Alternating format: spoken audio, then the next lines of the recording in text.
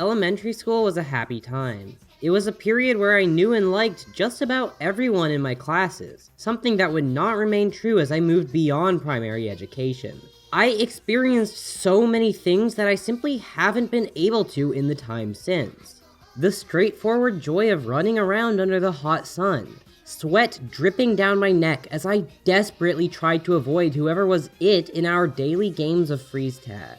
The cooler, air-conditioned fun of spending recess indoors, playing Pokemon Crystal through an online emulator, because my teacher was nice enough to let me, though we weren't allowed to play RuneScape. Sneaking into an unoccupied house so that we could play our Game Boys for longer than our parents would allow us on a nice spring day. Life back then didn't feel as it does now. Politics existed. I could certainly feel the effects of racism, but there was an intangible sense of connection between my peers that hasn't existed since, fading as the hegemony of capitalism became more noticeable and routine to my growing mind. Most notably, classes back then had a different air to them. Friend groups existed, but the intense cliques of middle school had not yet developed. And while bigotry had reared its ugly head at this stage, the social stratification so characteristic of the world we live in did not seem omnipresent yet. Even those who disliked one another knew who everyone else was. I'm not going to say this is how everyone felt, but by middle school, I only knew all my peers by name. By high school, I couldn't even boast that. And now, in college, I can hardly remember the name or face of a single person who I share a single course with. I might not have interacted with everyone every day, but at the very least, I had spent some time with any given person throughout the year. There was a sense of community to school, one I haven't perceived in a long time. Ojamajo Doremi does many things right, but capturing this feeling of social connection in elementary school may be the element that most makes it stand out. Unlike its elder sister Sailor Moon, or its younger one, Precure, this Toei Magical Girl series is intensely focused on creating a believable cast to populate its leads' daily life. Introducing characters of the week is the norm for long-running shows of this sort, and Doremi does an excellent job at preventing this from feeling like superfluous material meant to bridge the gap between story-relevant episodes. Foregoing a Monster of the Week format, the series is free from the pattern that, while certainly fun in Magical Warrior series, tends to feel more limiting than liberating by the end of most year-long runs.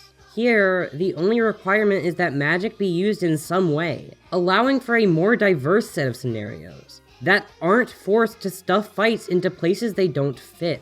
This is paired with a heavy focus on the main girls' class. In its 51 episode run, over a third of episodes are focused specifically on various classmates and school staff. Episodic entries that flesh out side characters are always an effective format to make use of in series like this, allowing them to tackle all sorts of emotional problems that the plot and protagonists would never touch on. Take the girl who lies in order to get attention from her classmates, with the show ultimately demonstrating that she's a shy girl who enjoys writing fiction, and is just a bit lacking in self-confidence, while also very possibly having a crush on Aiko. 私とノブちゃんは今この瞬間から親友やで。親友？そうや？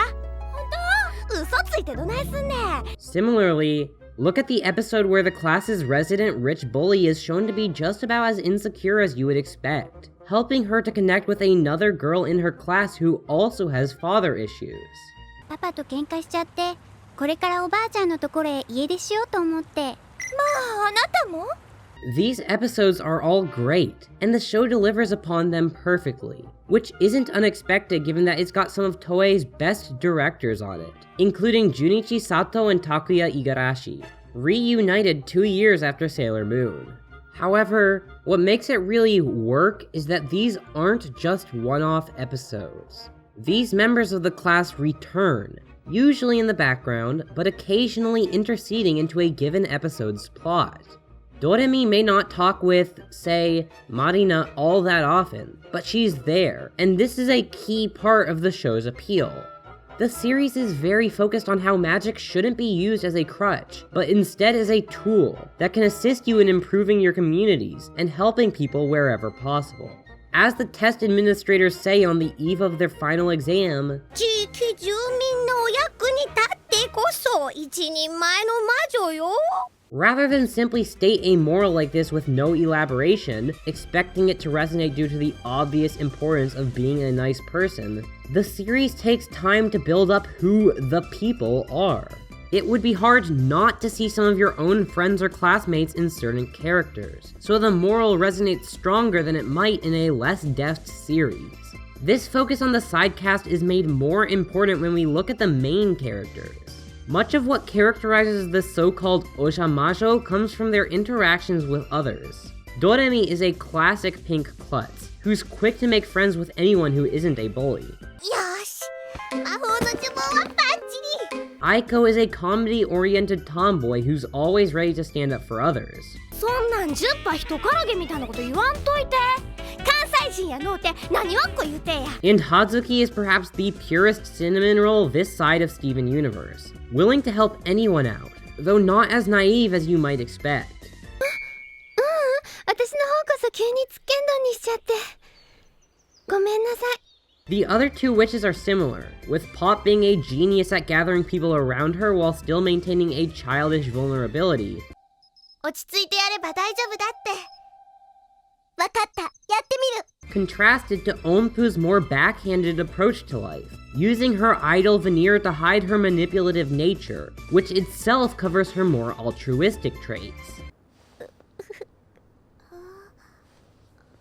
These are character bios that work on their own, certainly, but when these girls spend over 20 episodes interacting with various members of their class, not even including the similar moments interspersed through more plot-focused episodes, these traits cease being just another set of attributes on a character sheet, just one way of marketing towards database consumption, and show signs of making up an actual personality as such. Watching Doremi, I found myself longing for the days of elementary school, before my secondary sex characteristics began showing themselves, forcing me to show myself far less often. Back when my knowledge of politics was a vague awareness that yes, we were still at war in the Middle East, and there was a recession. ドレミちゃん不景気の意味知ってるの？知ってるよそのぐらい。景気が全然ないってことでしょ。 Frankly, a time when it was easy to make friends with everyone, where I didn't have comments calling me expletives every day that would get me demonetized if I were to repeat them here. It can't be said that any of us had magic in our childhoods like the girls in Doremi do. But in all shows of this type, we have to question, what is magic, ultimately? In my view, it's something meant to connect people. A tool designed to recreate the social fabric which capital, in its centuries of increasing dominance, has utterly stripped away. In that, it may serve as a bit of a false panacea to the harms of our time. But what's wrong with dreaming a little bit? Childhood, at least in developed countries, is a time where this social fabric still feels present, if just that little bit, where capitalism, while obviously hegemonic, has not come to totally occupy our mental processes. Remembering a time in our lives before we fully felt the effects of capitalist realism is quite hard, almost impossible, and none of us make it to adulthood, or even to adolescence, without accepting, on some level, that capitalism is simply how the world works, and structuring our lives around that. It only makes sense to add a supernatural air in portraying that prelapsarian state, as the magic here is ironically a necessary part of making the experience feel genuine instead of cloying.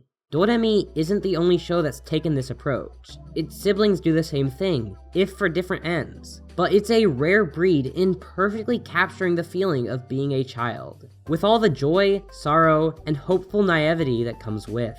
It's not a time I'd like to go back to, but it's a time I miss. Next time, we're going to be watching a real classic, one of the first idol anime, and an early example of real robots. So check back in a month for the next $5 patron video on Super Dimension Fortress Macross.